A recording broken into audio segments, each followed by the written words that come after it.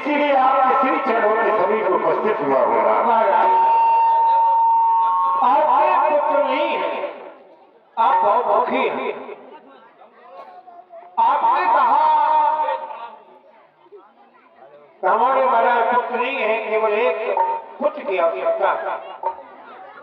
एक बात और है, संसार में लोग जब भी मिलते हैं एक दूसरे से, अपने प्रिय से, तो पूछ लिया जाता है बताओ भैया क्या हाल है। तो उसके मुंह से केवल एक ही शब्द निकलता है कि अब क्या पता भैया, हाल तो ठीक है लेकिन हम बहुत परेशान हैं। यानी संसार में ऐसा कोई नहीं जो है ये कह दे कि नहीं हम सब प्रकार से सुखी हैं, हमें कोई दुख नहीं, ऐसा कोई नहीं है। पूछ लिया जाएगा, कोई कहेगा हम धन से दुखी, कोई कहता हम बेटी से दुखी, कोई कहता है प्रकृति से दुखी, कोई कहता हम रोग से दुखी। मतलब दुखी सब है, और सब रोना रोते हैं, दुख का ही सुख का रोना है। सुख के बारे में कोई नहीं बताता, लेकिन आप धन्य, आपने हमें सुख भी बताया तो आपने हमें सुख भी बताया। सुख भी बताया हमारे पास सब कुछ है, लेकिन हमारा कुछ इस बात का इसका उपभोग करने वाला आगे अब कोई नहीं दिखा रहा, ये दुख है। पितरों को तर्पण पहुंचाने वाला कोई नहीं दिखा रहा, ये दुख है। और सत्य है बात, क्योंकि जिसके पुत्र नहीं होता उसके वो पितरों से पूर्ण नहीं होता। ये पितृ ऋण है, 5 ऋण है, गुरुमाता ऋण, गुरु ऋण, पितृ ऋण, और हमारे अंत में आता है ये पितृ ऋण। तो पितृ ऋण से ऋण होने के लिए पुत्र की आवश्यकता। लेकिन महाराज संसार में जाने कितने ऐसे लोग हैं जिनके पुत्र नहीं है। सबसे बड़ा रोग है आपके अंदर, वो है चिंता का। आप ज्ञानी हैं, आप चिंतन करें, चिंता न करें, क्योंकि चिंता ऐसा रोग है जिसका कोई उपचार नहीं है। चिंता चिता से बढ़कर है, तन निर्जीव बनाती है। चिंता जिंदा को खाती है, मुर्दे को चिता बनाती है, अंतर कुछ नहीं है। महाराज जब मुर्दा शरीर जलता है तो देख लेते हैं लोग, भाई ये मुर्दा शरीर जल रहा है, चिता जल रही है। लेकिन जब शरीर जलता है चिंता में, तो वही व्यक्ति अनुभव करता है जिसका शरीर जलता है। अब आपने कही एक बेटा हो जाए महाराज, जिससे आगे हमारा नाम चले, तो राजेंद्र व्यर्थ है ये विचार का बेटा ही नाम चलाता है, क्योंकि हो जाएगा कुछ यदि घर में तो सारा वंश बचाता है। या हम ये कह दें नाम ही वो डुबाता है। पुत्र हो चाहे एक हो, लेकिन सुपुत्र हो। आप नाम की चिंता में हैं। अच्छा एक बात बताओ, आप ध्रुव को आप जानते हैं, लेकिन ध्रुव के बेटों को आप नहीं जानते हो। प्रहलाद को आप जानते हैं, पूछ लिया जाए सब बता देंगे नरसिंह भगवान का अवतार जिसके कारण होता, लेकिन प्रहलाद के बेटों को कोई नहीं जानता। इसका मतलब अब तक महानुभावों ने अपना यश आप कमाया है, राजेंद्र व्यर्थ है ये विचार के बेटों ने नाम चलाया है। जब आपके कर्म अच्छे होंगे, धर्म अच्छे होंगे, व्यवहार अच्छे होंगे, आपका नाम अमर हो जाएगा। जो देश की सेवा में प्राणों की आहुति देता है, धर्म के लिए अपने शरीर को, अपने प्राणों को न्यौछावर कर देता है, ऐसे वीर सपूतों का नाम अमर हो जाता है। उसके बेटों के नाम की आवश्यकता नहीं होती। लेकिन आप हमारे यहाँ आए और आपने कहा कि महाराज हमारे कोई बेटा नहीं हुआ, हमारे भाग्य में नहीं है। क्या हमारे भाग्य में तो है, लेकिन जब तक समय का संबंध नहीं जुड़ेगा तब तक भाग्य उदय नहीं होता। आप अतीत में महाराज मनु थे, और महाराज मनु को ज्ञान उदय कब हुआ? वो चौथे पन में हो न विषय विराग भवन वसत चौथपन, चौथे पन में उन्हें वैराग हुआ। बस पहुंच गए निमसार में। घनघोर तपस्या की, परमात्मा प्रकट हुआ, पूछा वरदान मांगो। तो आपने कहा आप ही मेरे पुत्र बन करके आए। परमात्मा ने योग को कह दिया। जब महाराज चौथे पल में आपने वरदान मांगा कि हमें बेटा चाहिए, चौथी पल में तो बेटा होगा, समय आ गया चौथा पल का। ठीक है, अब नहीं बात भाग उठाया आपका क्यों नहीं हुआ? क्योंकि आपके ऐसे ऐसे शत्रु हैं जो नहीं चाहते कि आपके घर में बेटा हो। वरदान मांग लिया ब्रह्मा से, दशरथ नरपति वीर से कोई जगमह प्रकट पुत्र न हुई। महाराज के अंश से, तेज से, रक्त से कोई पुत्र नहीं होना चाहिए। तो ब्रह्मा को वरदान देना पड़ा। लेकिन आप चिंता न करें, आप मेरी शरण में आए, उस अवरोध को मैं दूर करूंगा। आपको एक नहीं, चौथा पढ़े हैं, 3 रानियां हैं, चौथे आप हैं, इसलिए मेरा आशीर्वाद करो। धीर है चारी तिरुवन मिले तो भगत आ गया। वो साधारण नहीं होंगे, सारे संसार में ये पताका फहराएंगे भक्तों का भय करने वाले 4 बेटे। अब तुम्हें एक काम करना, पुत्र यज्ञ संपन्न कराना है तो पहले मनोरमा घाट पर तैयारियां प्रारंभ कर दो। दूसरा काम, अन्य देश में राजा रोगवाद के यहाँ किसी कुशल धावक को भेजो, जहाँ से श्रृंगी जिसको बुलाया जाए और उन्हें आचार पद की शोभा बढ़ाई जाए। उनके ही माध्यम से आपको पुत्रों की प्राप्ति होगी। गुरुदेव की आज्ञा का हमें पालन किया जाए।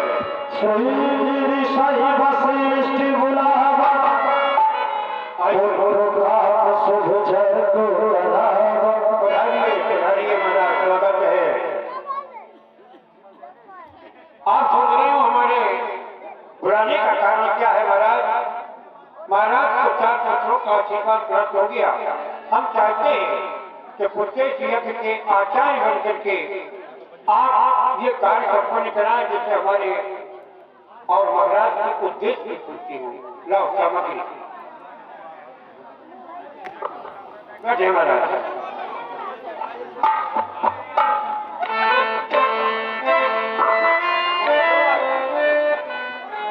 महाराज, आप अपने हृदय में भगवान विष्णु के श्री विग्रह को विराजमान करें, ध्यान मग्न हो जाए, प्रार्थना करें हमारी कामना की पूर्ति हो। ओम शांताकारं भुजगशयनं पद्मनाभं सुरेशं विश्वाधारं मेघवर्णं शुभांगं लक्ष्मीकान्तं कमलनयनं योगविद्यानिकं वन्दे विष्णु भवभयहरं सर्वलोकैकनाथं। ओम विष्णु भगवान की जय। मंगलम भगवान विष्णु मंगलम गणध्वजा मंगलम पुंडरीकाक्ष मंगलाय तनो हरि स्वाहा। ओम गणानां गणपति गणपति भवामहे प्रियाणां प्रियपति गणपति भवामहे हरिनां गणपति गणपति भवामहे वसो मया मयानि गौतमात्म जाति ब्रह्म गंगणपतये स्वाहा। गंगणपतये स्वाहा। ओम वै अंबिके अंबालिके नमः निर्दिक्षिणात् श्रीकान्तं विल्यवासिनीं अंबिकायै स्वाहा।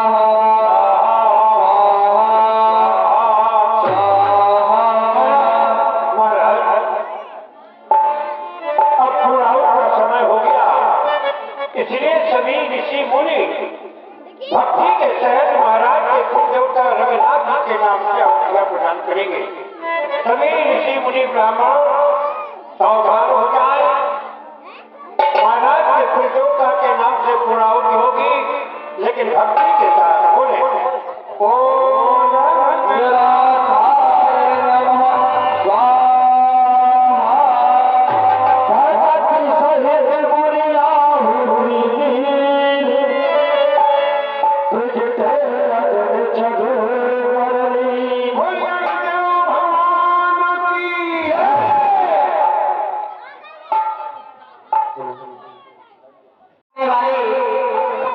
हितकारी सर्वसुखकारी महाराज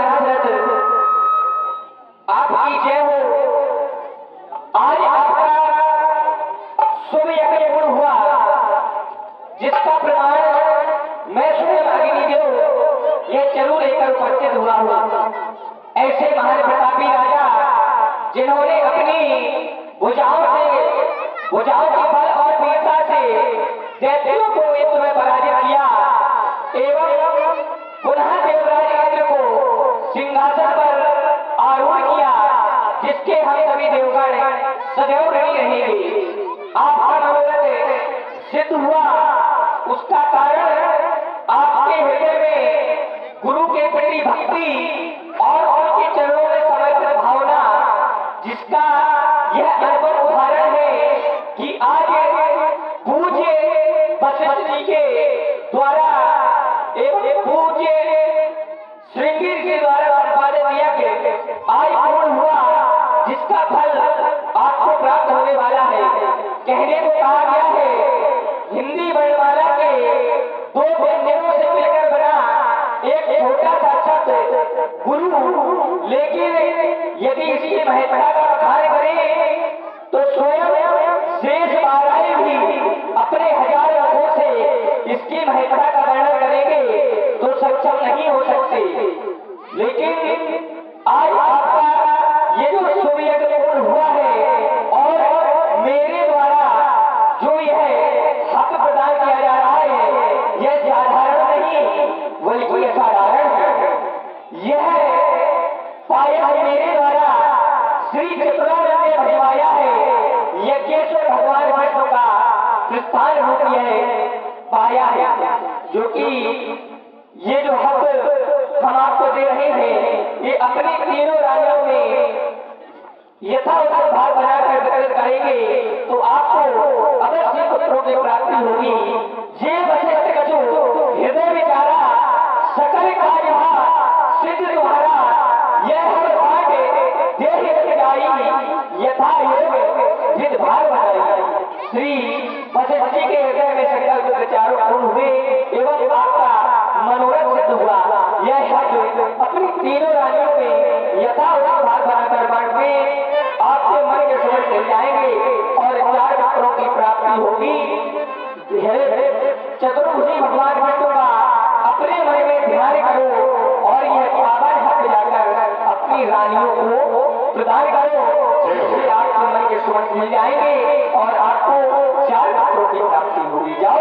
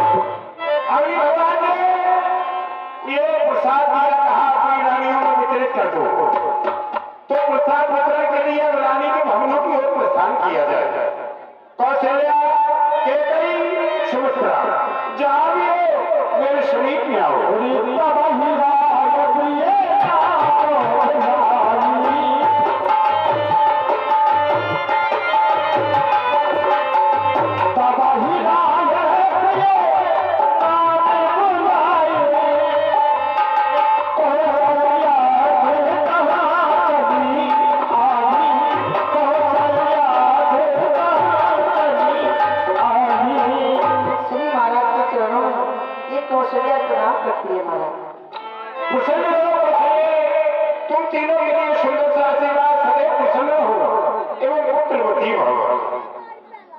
ना कहे मैं रोजाना आपके पास आया करती थी, बड़ी आशा लगा करती।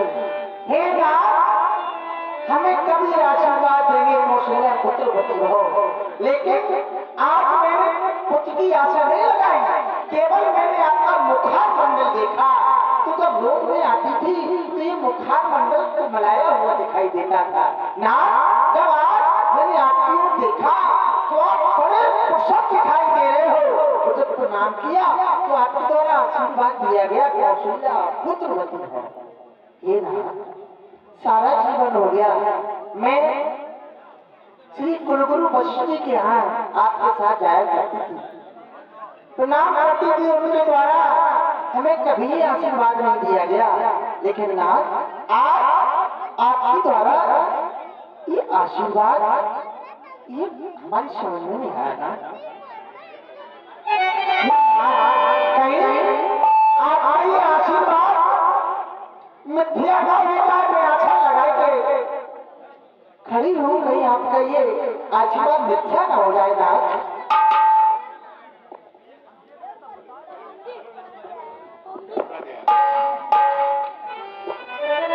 सारे जीवन जिस आशीर्वाद के लिए लाया वही आशीर्वाद दिया गया तो हृदय द्रवित हो गया। क्या लड़की कभी गुरुदेव ने आशीर्वाद नहीं दिया? अरे बुढ़ापे में आशीर्वाद दे रहे हैं, कहीं आपका आशीर्वाद मिथ्या ना हो जाए। नहीं कौशल्या, एक सिद्धांत है क्या? इस संसार में समय से पहले और भाग्य से ज्यादा न किसी को कुछ मिला है और न मिलता है। आज जब समय आया तो गुरुदेव ने शरीर के किनारे पुत्र लेकर करवाया। हाँ, उसमें अग्निदेव ने आकर ये प्रसाद दिया, कहा अपनी रानियों में वितरित कर दो, तुम्हें पुत्रों की प्राप्ति होगी, इसलिए लो ये प्रसाद ग्रहण करो। अर्घ भाग को सल्लह दीना, ओ भय भाग आधे कर कीना, के कई कहर सो भयऊ, रहो सोवे भाग गुण भयऊ, कौशल्या के कई हाथ धर, दीन शुभ रहे मनो प्रसन्न। कौशल्य, अब तो गुरुदेव की कृपा से